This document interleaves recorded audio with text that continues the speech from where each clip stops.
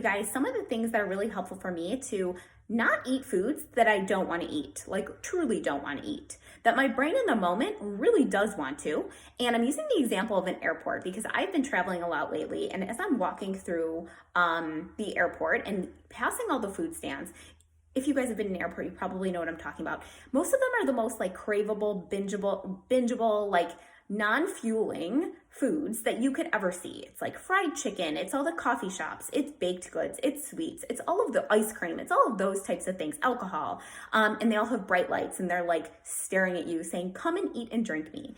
And sometimes when I'm walking through, I'm just thinking about the fact of how now is it not as hard for me to walk through there and not grab things from every single stand, when at one point I would literally go into the airport and it would be like all bets were off. I was going to every single place I hadn't seen in a while or anything that looked good because I was on vacation.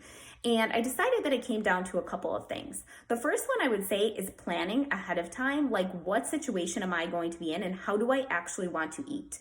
Because when you've done that, you've made that decision ahead of time, it's a lot easier to then just follow through with it versus trying to make that decision when you're in the situation and you're feeling very emotional, like you're feeling like you have these crazy urges and that the desire is high and you just need to eat everything. When emotion is high, logic is low. So making that decision ahead of time, what do you really want this situation to look like? Sometimes I go and I want to have a cookie, totally fine.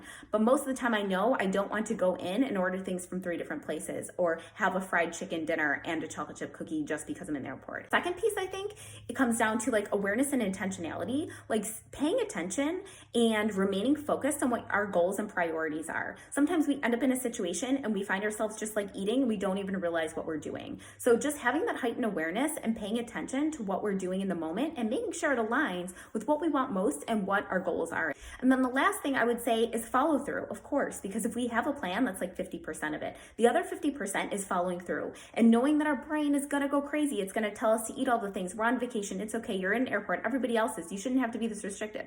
Knowing that those thoughts and ideas are completely normal, it is our brain's doing its job, and we can allow them to buzz around and be there as ideas, but we don't have to listen to them.